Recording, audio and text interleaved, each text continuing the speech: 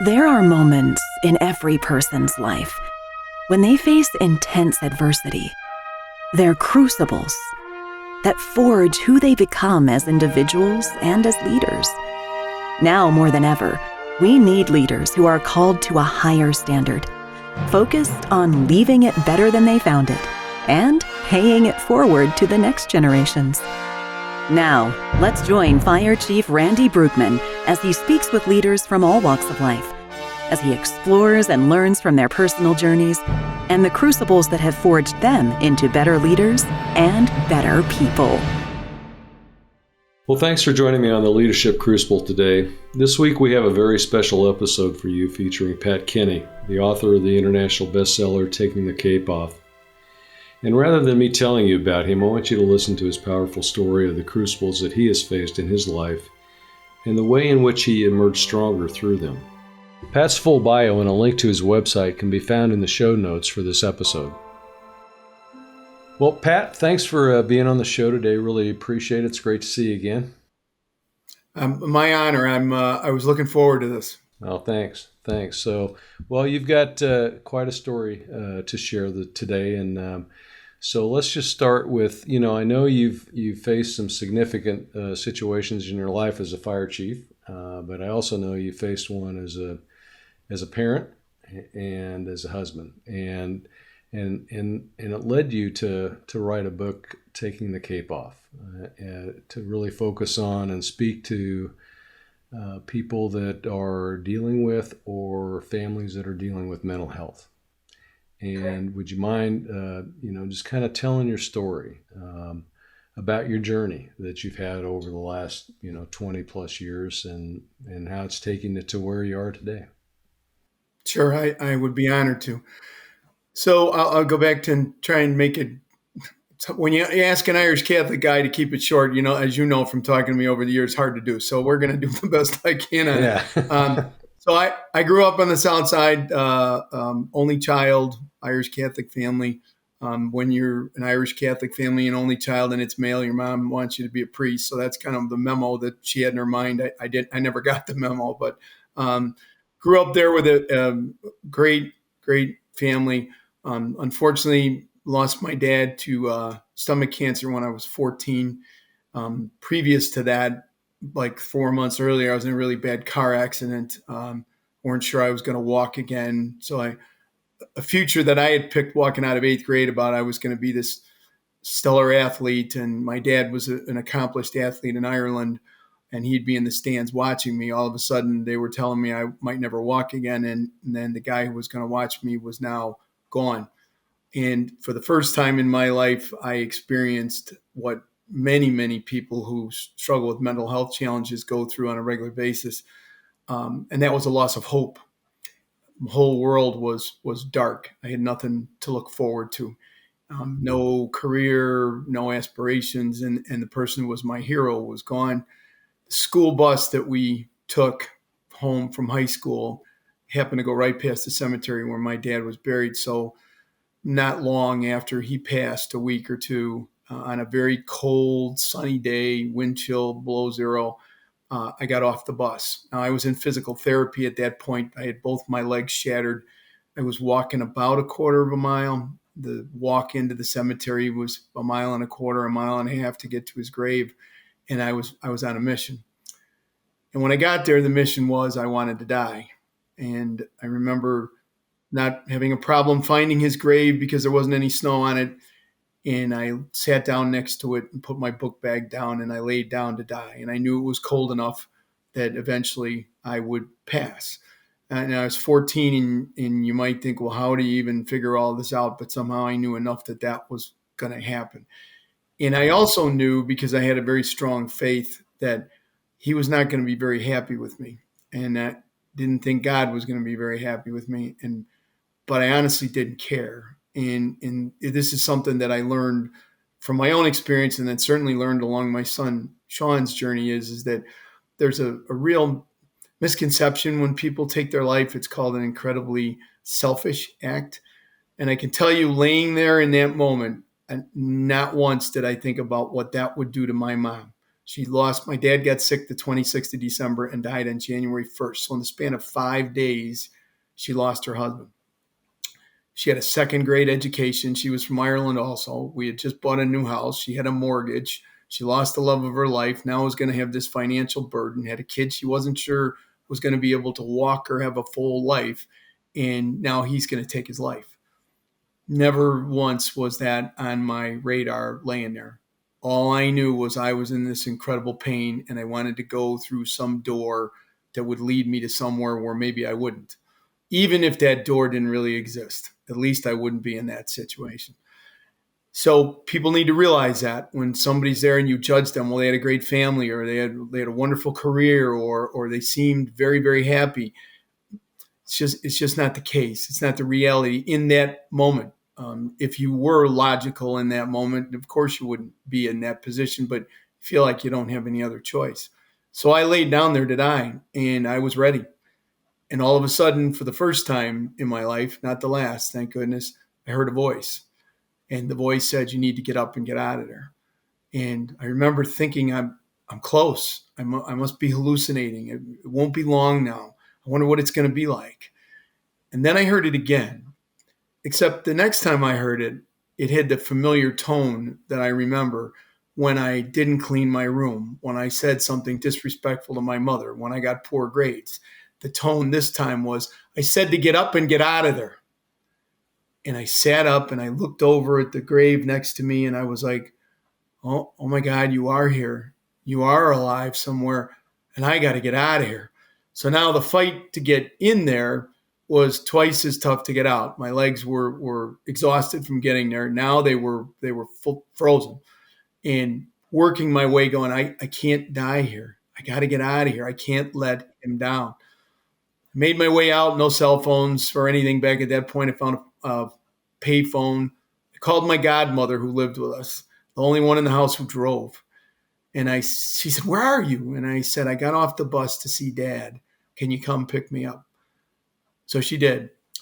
Never in her lifetime and never in my mom's lifetime did I ever share the real story about why I went to the cemetery that day. Could I have used counseling? Oh my God, in so many ways, because I had gone from pretty well spoiled and a great life to a difficult personal challenge, and now being told I was the man of the house and had no clue what that meant and certainly didn't know how to do it, and then was going to have to navigate a whole nother life.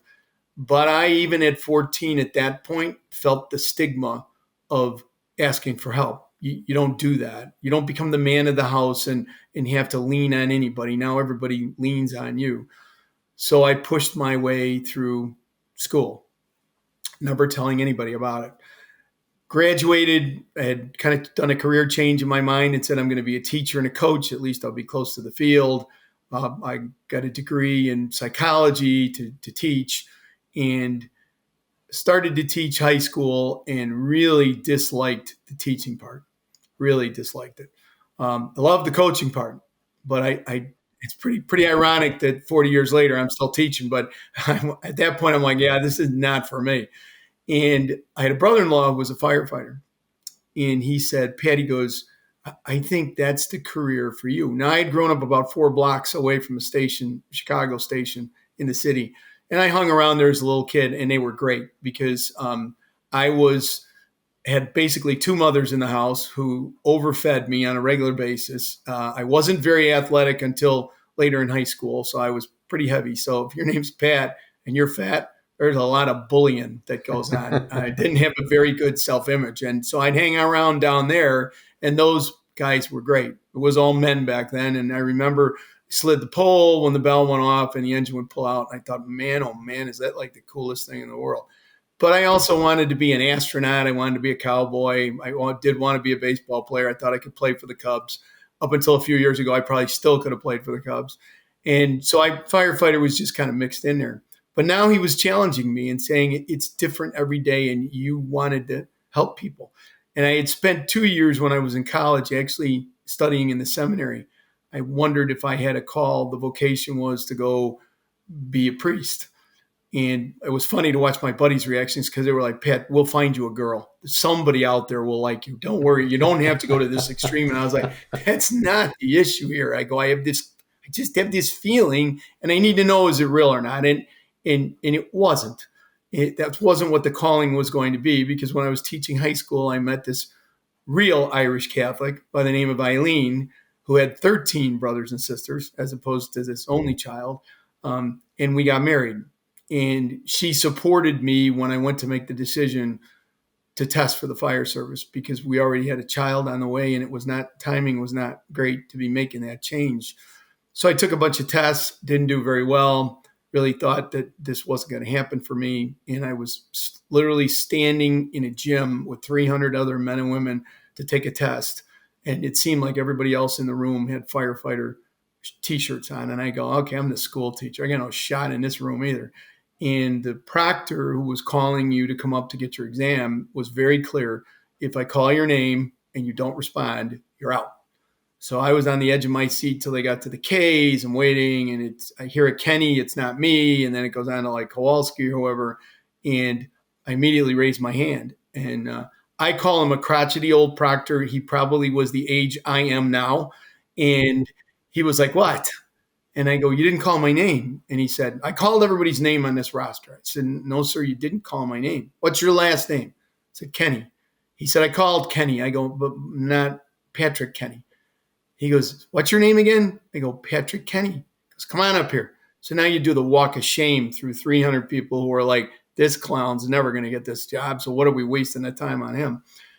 I went up there and he had the manila envelope in his hand and he looked at it and he looked at me and he said, give me your full name. I said, Patrick Joseph Kenny. And he looks at it and he looks back at me and he goes, where did I get Michael from? And he handed me the manila envelope. He said, all right, kid, go sit down and take your exam. Now the walk of shame was very different walking back to my seat, because my dad's name was Michael. There was no Michael on the envelope. He had no Michael written anywhere on a sheet in front of him, yet he called Michael Kenny. And as I opened that envelope, I went, you're all meat in this room, because I'm going to end up first because my dad's going to take the exam. And so I remembered that. I passed it, got on the job, very lucky. My wife and I had 3 boys.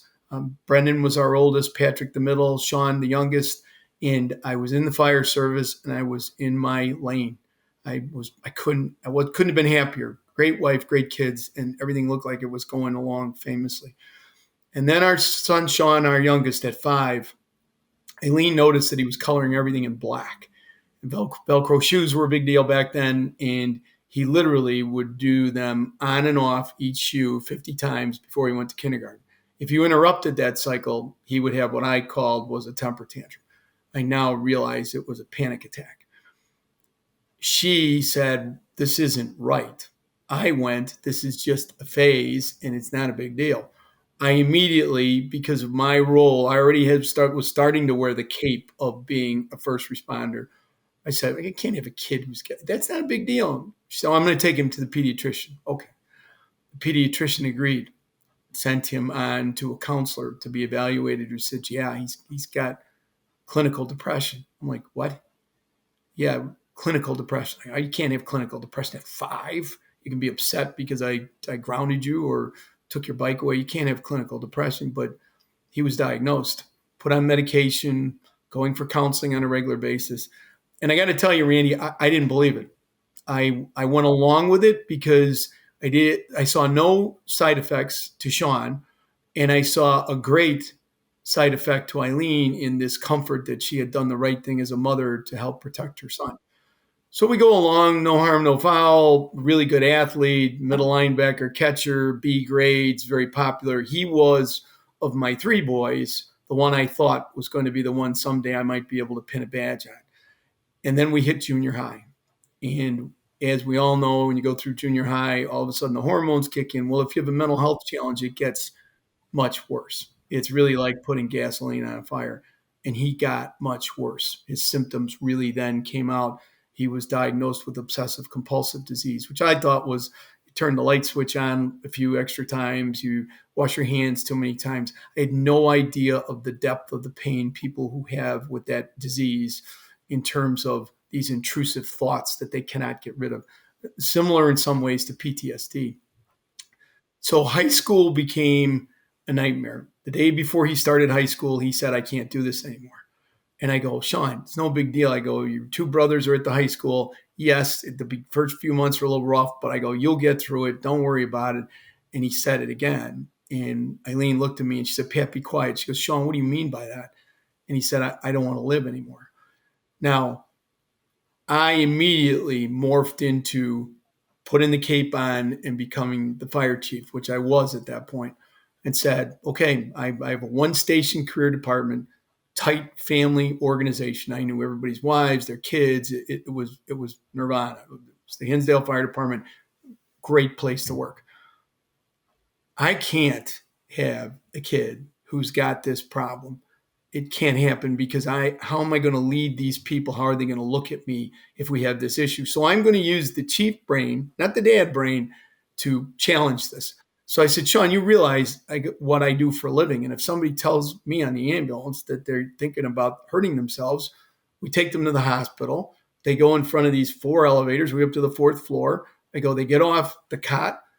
They take their clothes away. They take everything away and they send them into a room and they lock the door behind them. And he looked at me just square in the eye with a look I will never forget and said, yeah, Dad, I know we need to go, and got in the car. Not in the fire chief's handbook, not in the dad's handbook, nowhere had I ever heard about or knew what to do. So we got in the car. We went to the hospital, and for the first time not being on the ambulance, I stood in front of that bank of elevators, Sean in the middle, Eileen on the other side, and up we went, 4th floor, off go the clothes. They hand us the bag, and he disappears behind that door. Except there was one major difference this time. Every other time when I watched somebody disappear behind that door, my thought process was, yeah, it's a bunch of losers behind that door. You woke me up at 2 o'clock in the morning. It sounded like a cardiac. It wasn't. It was a panic attack. We didn't do anything for you. My cape didn't work. I'm tired. I got to go home to my family. Now I looked through the glass in that door and I went, I see moms and dads in there. I see lawyers. I see carpenters. I see firefighters. I see people who are sick, who have a physical illness, just like everybody else in this hospital. The only difference is the stigma that goes through that door and then the lock that's turned on it that sends the message that you're not like anybody else in here and what you have is something very, very different. So we went through high school, rough periods, a number of suicide attempts, every kind of medication and medicine intervention treatment that could be tried. He tried, even to the point that we took him to Mayo Clinic. Insurance wasn't covering anything. We got a second mortgage on our house. He spent a week up there just getting evaluated. And at the end of the week, they told us he was terminal. And I actually had a sense of relief. And I said, oh, you found something, like a brain tumor or something. They're like, no, you don't get it. So we bring 10 women actually in here, same age, same stage of breast cancer. We do exactly the same course of treatment. 9 respond wonderfully, make a full recovery. 1 dies. We don't know why.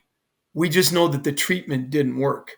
And in Sean's case, he's tried everything and it's not responding. The disease is not getting any better. Every day he wakes up, he makes a decision to stay, not to take his life, but to stay. And eventually that pain will be too much for him and he will go unless we find something else. Now, I wish I could tell you when they told me that I flashed back to laying on that grave next to my dad and went, I should know exactly what he's feeling because I was there. But the guy with the cape went, no, you're only 18 years old. We're not going to lose this. I'm not going to give up. I can find a way. I can find a way to fix this. So we tried, and in the next year, there were a couple more suicide attempts. And finally, I had to have a conversation with him. I said, Sean, you got to look me in the eye and tell me you're not going to try that ever again. I said, I can't have mom find you in this house. I can't have your brothers find you in this house. And he looked at me, big tears in his eyes, and he said, I can't promise that. So when it gets too bad, he said, that's what's going to happen. And eventually, that's what did happen. He died by suicide. Previous to the date that happened, that was June 3rd of 2006. In March, I had him move out after we had this conversation, and he went missing. and he went missing from a group home. The group home had all the support there. It had a nurse, it had counselors, it was like a family situation. And I had hoped that maybe, just maybe, that would provide him the structure that he needed that wasn't working at home. And we got a call he was missing. I'm like, how do you go missing from a group home? They said, well, it's not a lockdown facility. And we got a call the next morning that from the local hospital, they had him. They weren't sure how long he had been down, but you need to get down there. So we rushed down to the hospital, and he was what I had seen so many times in an ER, but never in my kid. He was on a ventilator. He was ashen. He'd aspirated around the ventilator. He was basically gone. And so the doctor had us sign a DNR, had us sign an organ donation, and said, call everybody to come in and say goodbye. We'll take him up to ICU. So we did. And so for a 24-hour period, people came through, all his cousins and everything, and said goodbye. And the next morning, the doctor came in and said, I want you to tear up the DNR. And I really thought I was hearing things. And I said, why would I do that? He said, because he's fighting. He's trying to come back. So he said, okay, give it to me. Tear it up. Each day they tried to take him off the ventilator. Didn't work. 5 days of it. Finally, they said, we're going to try one more time tomorrow. If it doesn't work, then you'll have to find a place for him. And I go, what do you mean find a place for him? They said, well, he can't stay here. I said, so you mean like one of those facilities where you put him in a room and his mom goes to see him every day and waits until the day that he stops breathing? Is that what we're talking about? And he said, yeah. Now, I'm total man of faith, very strong, and hung on all the way to that point. But I can tell you the conversation I had with God in the hallway, I probably dropped more F-bombs than I did in my entire life before or after that. I was not happy. I said, you can't do this. You can't do this to him. This kid, I watched him fight. He's been through hell. And his mom is going right next to him the entire route. She was the love of his life. I go, you need to take him. And we've already given permission to go. So the next day was St. Patrick's Day. And that was his favorite holiday and a big holiday in our home. And I didn't believe he'd come off the ventilator. I was already mentally prepared for how was I going to do this and take Eileen through it. And she was in the room with him. The tough fire chief, the big shot, the guy with the cape, cowered in the hallway because I couldn't be in there and watch it. And all of a sudden I heard a cough. I thought it must be one of the nurses. And then I heard it again. And I kind of peered around the corner just like a little kid. And I looked in and he was off the ventilator. And his eyes were open and he was staring right at me in the door. And this big smile broke on his face. And I had this hideous St. Patrick's Day tie on. And I said, are you laughing at my tie? And he got this big smile. And I went, oh my God. Now, what I didn't notice in the room was everybody was crying at this point because nobody in there believed he would come off of it either. And so I ran and hugged him and I wasn't going to let him go. And they're like, he's going to be okay now. You need to go home. And this is the part of the story that I almost didn't include in the book. I almost didn't include it at times where I do Sean's talks. The next day he called on the phone and said, are you coming to see me? I said, are you kidding? We're on the way down there. And we got to the hospital. He was sitting on the edge of the bed, very agitated. And he wanted to talk. I'm like, Sean, we've got forever to talk now. We dodged a bullet. This is our second chance. And again, Eileen, the smart one, went, that's enough. Be quiet. Sit down. Sean, what are you trying to say? He said, I saw Sean Kenny. I saw Sean Kenny. And I go, I knew it. Oxygen deprivation, whatever drugs he took for the overdose, it's worked on his brain. Eileen looked at me again. She went, no, Sean, you're Sean Kenny. No, looks just like Dad, but younger. She goes, who looks just like Dad, but younger? He goes, Grandpa Mike.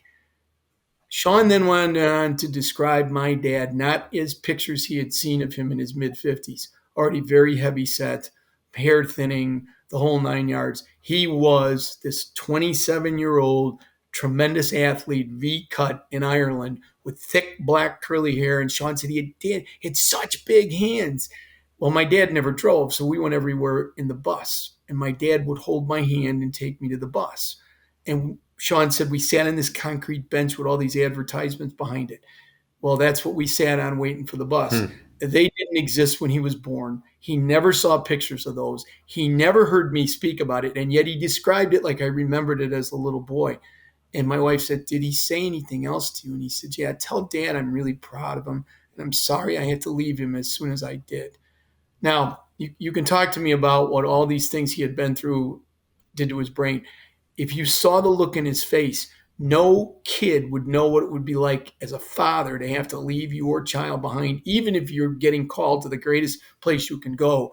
That sorrow and wanting me to know, as I had thought every day of my life since the day he died, did he see this? Did he see me graduate? Did he see me join the fire service? Did he see me get married? Did he see me make chief? Did he see any of this? He validated it. And finally, he said, and then he told me, you have to go back, Sean. It's not time for you. So that period between March and when he passed in June, he tried one more method, a procedure that they actually put an implant in his chest to try and block these impulses going to his brain, and it just made him worse. And so by the time he got to June, it was time. And the last person who saw him said, he said to her, God, what a beautiful day. He was happy. And many people, when they reach that point, that they've made a decision and they believe they won't be in that pain anymore. You hear that story over and over again. I just saw them the other day and I've never seen them so happy. Yeah, because they're at peace with, I don't want to be in this pain anymore. So Sean passes, try to figure out what to do. How do we make any kind of sense out of this at all? What do we do to show that his life had meaning? And so 3 years later, Janet Wilmot was a friend. She lived in the village that I was the chief in, and she was the editor of Fire Chief Magazine. There was a great article written by a young man who gave his journey about cancer. And she said, Pat, you should write the same article about Sean, about mental health. And there had been nothing like that at that point. And I pushed her away. No, I can't do that. I can't write that. And eventually I did. And the feedback was powerful. And then it evolved into a speech. A friend of mine at the National Fire Academy, Ed Kaplan, talked me into turning it into a talk. He tricked me because he made it sound like I was going to only do it once, and he had set up to do 3 times in one day. He always disputes that, but he did trick me. And at the end of it, the feedback I got was from complete strangers sharing their pain was, this is what we need to do. So Eileen and I went out and started to do that in 2009.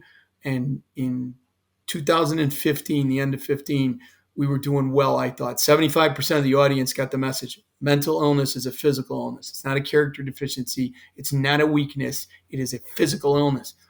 25% of the audience would look at my story in between losing my dad, being in the accident, losing my son.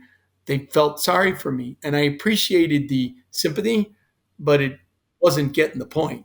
So we put a slide in that said we need to compare mental illness to a physical illness, and we picked brain cancer. Her and I put it together. First time I did it, the feedback I got from people was, that's the most powerful slide that made it real for me. I get it now. In January of 2016, she was diagnosed with brain cancer. When she was diagnosed, there were no symptoms up until the week before. And then she had 9 tumors. It was glioblastoma, inoperable, terminal. When she got diagnosed, I said, did we know? Did I jinx you? Why did we pick that disease? And then I watched her for 11 months fight. We had a son getting married in November. And it was the same fight as Sean's, except this one everybody knew about. This one everybody were able to support. This one I shared openly. Tremendous support from her family and her friends, and it was amazing.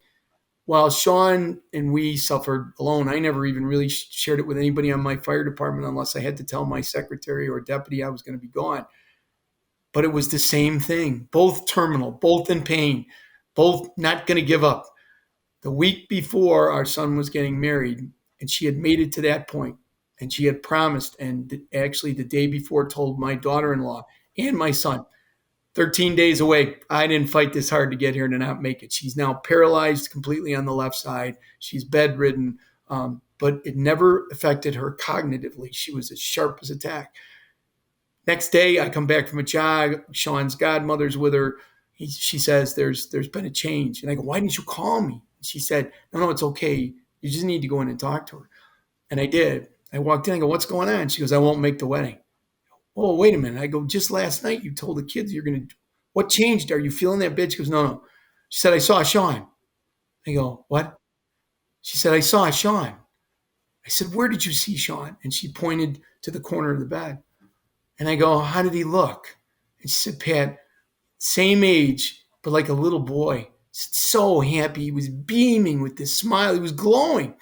It had been 10 years at that point since he had been gone. And I said, did he talk to you? And she said, yeah. He said, Mom, I'm coming to get you. And 5 days later, she passed. She passed at 3:43 in the morning. And when the nurse said to me, the hospice nurse, time of death, 3:43, I go, what time did you say? She said, 3:43. She goes, does that mean something to you? I said, how many firefighters died on 9/11? She goes, oh my goodness. I go, she's home. I get it now. They're together and here we go. But she made me promise 5 things the day before she died. And one of them was, I want you to write a book. I go, about what? She said, about Sean's journey.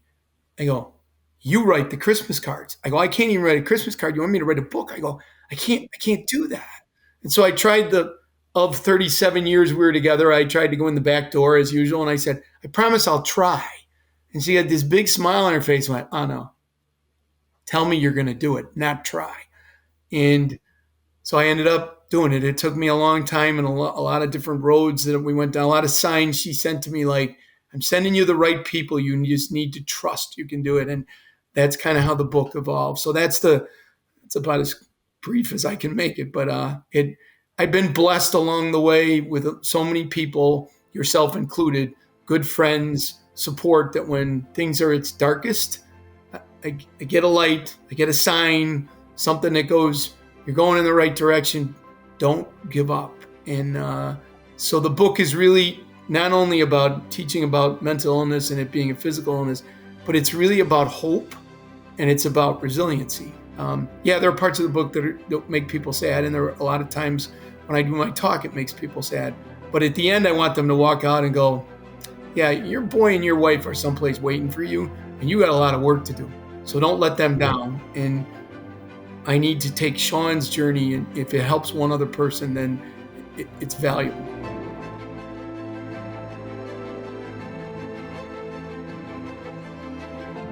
Thanks for listening to the Leadership Crucible podcast. If you have a story of adversity you'd like to share, we'd love to hear it.